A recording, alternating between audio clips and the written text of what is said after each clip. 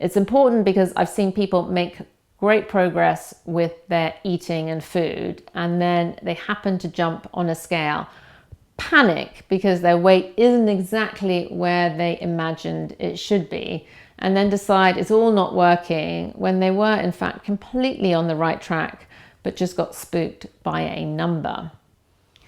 Generally, I'm not a fan of weighing yourself. I never weigh myself. I think it puts way too much focus on a number and can impact your mood first thing in the morning in a way that's just not helpful.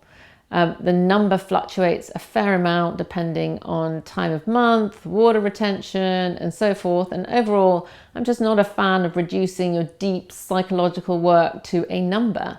It's never particularly helpful. Your journey with food and your body is way bigger and more complex than just that number.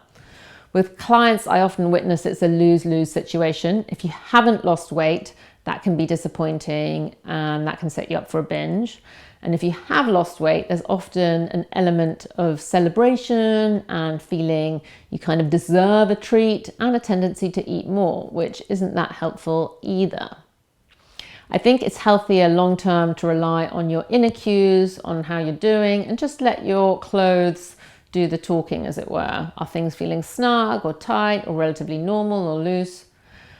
Probably the only exception to this is for people who tend to go into a lot of denial around what's happening with food, whether they significantly overeat or undereat. Then it can be helpful to just get a reality check every once in a while. So my suggestion is don't weigh yourself.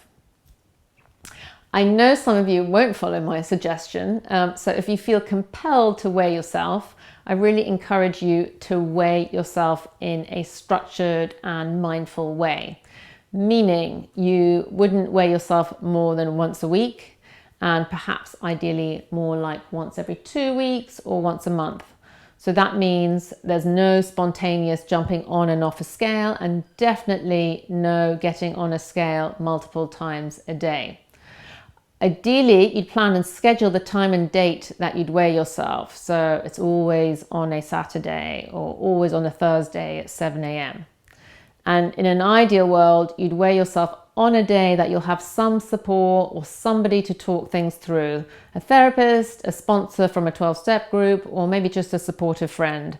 That way you process the feelings that come up and don't jeopardize any progress you're making with food with rash, panicked, post-weighing yourself decisions that are rarely all that wise.